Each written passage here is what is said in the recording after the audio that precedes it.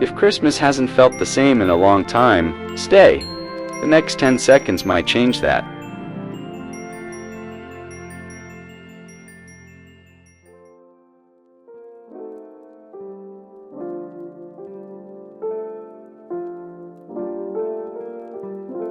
Something was in the mailbox that Tuesday morning in late October. Something too thick to be normal mail. I could see the edge of it from the sidewalk, wrapped in clear plastic that caught the early light. Whatever it was had weight, had presence, felt important even from 10 feet away. The catalog came thick as a phone book, heavier than any magazine, heavier than anything that had arrived all year. I pulled it from the mailbox with both hands and felt that weight settle into my arms like something alive. The cover showed a mountain of toys under impossible studio lighting, everything gleaming and perfect, and I knew before the plastic wrapper even crinkled under my fingers that this would be the most important thing I'd look at for weeks.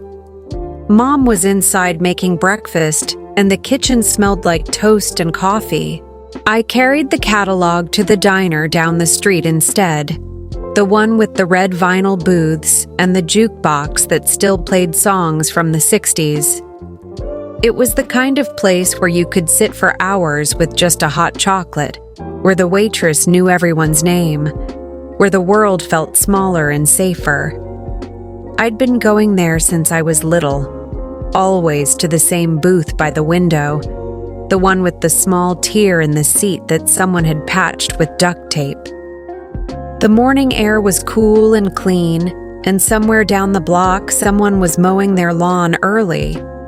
The smell of cut grass mixed with the diner's bacon and maple syrup as I pushed through the glass door.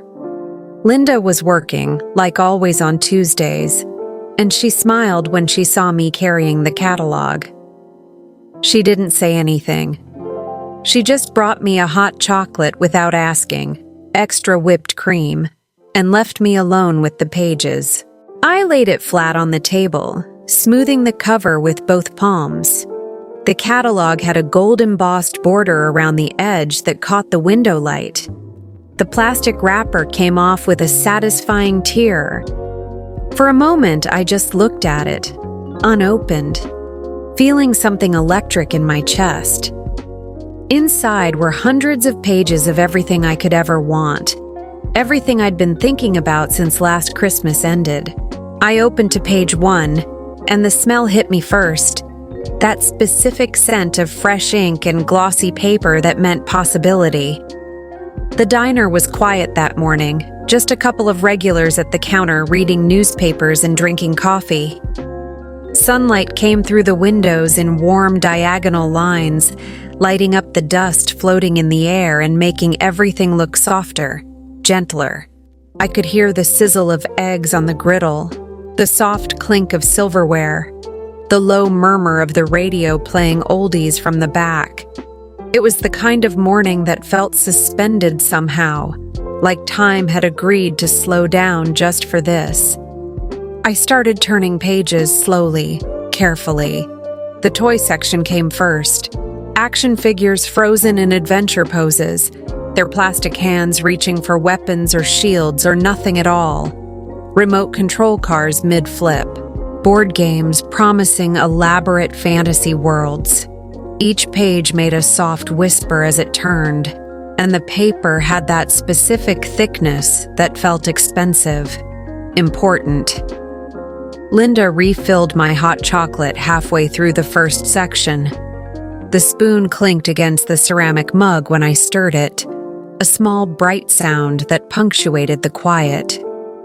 My cereal bowl from earlier that morning sat forgotten at home, the colorful box with its cartoon mascot still on the kitchen table where I'd left it. But this was better than breakfast. This was something else entirely. The pages kept coming. Bikes with chrome handlebars that reflected light even in photographs. Video game systems with screenshots of pixelated adventures. Sports equipment that looked like it belonged to professional athletes. I pulled a pen from my pocket and started making small marks in the margins, tiny stars next to the things that made my heart beat faster. Not everything, just the ones that felt right. Outside the diner window, the morning was getting brighter. The grass across the street looked impossibly green in the autumn light, and I could see Mrs. Henderson walking her dog past the hardware store. The catalog pages were warming under my palms, absorbing heat from the sunlight streaming through the window. Everything felt exactly right, exactly like it should, like the whole town was holding still while I made my way through these dreams printed on paper.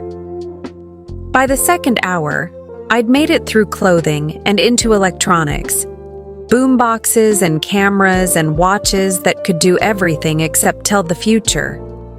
The catalog had become warm from sitting in the sun, and when I lifted a section of pages, I could smell the heat on them, paper and ink mixing with Linda's coffee somewhere behind me. The booth had become my headquarters, the catalog open flat, my notebook beside it, the pen cap between my teeth while I thought. Linda brought me a grilled cheese around noon without me ordering it, and I ate it slowly, tasting salt and butter while my eyes scanned pages of outdoor gear and hobby kits. The jukebox changed songs, and I felt the vibration travel through the floor, through the booth's metal base, up into my legs. I'd been going to this diner since I could remember. The owners had put up Christmas decorations the week before, paper snowflakes in the windows, a small plastic tree on the counter. It was early for decorations, but seeing them while looking through the catalog made everything feel more real. Then I found the page with the bike I wanted. Red frame, white seat, handlebars that curved up like wings. I stared at it for a long time, imagining the weight of it, the speed. And I realized something small, but certain. I wasn't a little kid anymore, flipping through these pages and wanting everything. I was choosing now, being specific, deciding what mattered. The thought arrived quiet and sure, like something I'd known all along but was only now naming. I touched the picture of the bike with one finger, feeling the glossy smoothness of the page, and somewhere in my chest something shifted. Not sadness, not loss, just awareness, just time moving forward the way it always does, the way it should. The revistas I'd been reading all month had helped me know what was actually good versus what just looked good. The catalog was teaching me something else, how to want things carefully, how to dream with intention. The light changed around 3 in the afternoon, turning golden and thick, pouring through the diner windows like honey. It hit the catalog at an angle that made the pages glow from within, made every toy shimmer like they were already wrapped and waiting. The dust in the air became visible. Thousands of tiny particles floating in the amber light, drifting through the space between the window and my booth like snow in slow motion. I was deep in the final sections now, the ones with bikes and big-ticket items, the dreams that required serious asking. The gold border on the catalog cover reflected light onto the table, creating a small halo around the edges. The afternoon had turned that specific shade of autumn gold that only happens in October, when the air is cool, but the sun is still warm, when everything feels like it's glowing from the inside. Through the window, I could see the hardware store across the street with its pumpkins out front, the pharmacy with its Halloween decorations, the whole small town settling into the comfortable rhythm of afternoon. Shadows had grown long and purple. The light inside the diner turned amber and soft, catching on the chrome edges of tables, on Linda's silver earrings, on the plastic menu holders. The catalog's pages were throwing tiny rainbows where the light hit them at sharp angles, the glossy coating splitting white sunlight into colors. I could see my own reflection in the cover when I held it just right, my face floating ghost-like over pictures of Christmas morning possibility. Linda came by with a piece of apple pie I didn't order, said it was on the house, winked like we were in on a secret together. I was on the very last pages now, the ones with wrapping paper and decorations. The corner of one page had gotten bent at some point during the morning, creating a small triangle of shadow that felt like it belonged there, like it proved I'd really spent time with this thing, really made it mine. I felt something complete settle in my chest, something satisfied and excited at the same time. The whole winter stretched out ahead of me, and it was all right there, printed and glossy and real. I stayed until the diner started filling up with the dinner crowd, until Linda needed my booth for actual customers. The catalog came with me, tucked under my arm, its pages now marked in a dozen different places. Walking home, the air had changed. Cooler now. The sun was lower, painting the street orange and long with shadows. Leaves skittered across the sidewalk ahead of me, making dry scratching sounds that mixed with the distant hum of someone's lawnmower still running.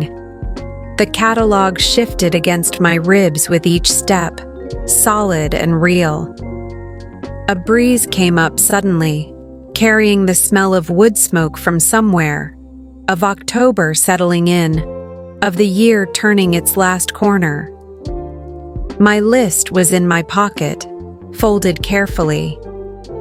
The catalog's gold border caught the declining light as I walked, flashing like a signal.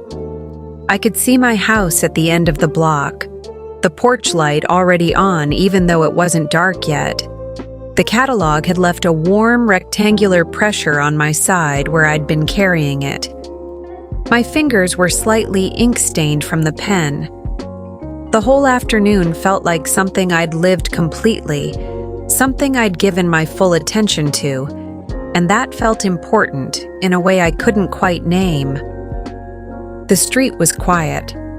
Sprinklers running in yards, a dog barking 2 houses over, the sound of a screen door closing. Everything ordinary and perfect and exactly like it should be. Years later, I'd think about that Tuesday morning at the diner, about sitting in that booth with the catalog spread out like a map of everything possible. I'd remember Linda bringing me hot chocolate, the jukebox changing songs, the way the light moved across the table like something alive. The catalog became something more than just pictures. It became proof that wanting things carefully was a skill, that dreaming on paper was a kind of planning, that some moments deserve your full attention. It taught me that a diner booth and a hot chocolate can be exactly enough when you have something important to figure out. I don't know if I got everything on that list.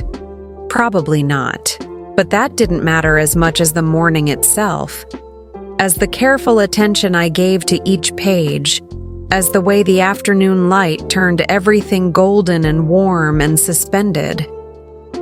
If I could go back, I'd go back to that booth, to that catalog, to that specific Tuesday in October when the whole winter stretched out ahead of me. Not for the toys or the bikes anymore, but for that feeling, that sense that the world could be wished upon, that hoping was legitimate, that somewhere between wanting and getting was a perfect moment where everything was still possible. That morning at the diner, the catalog was enough, and somehow, impossibly, it still is.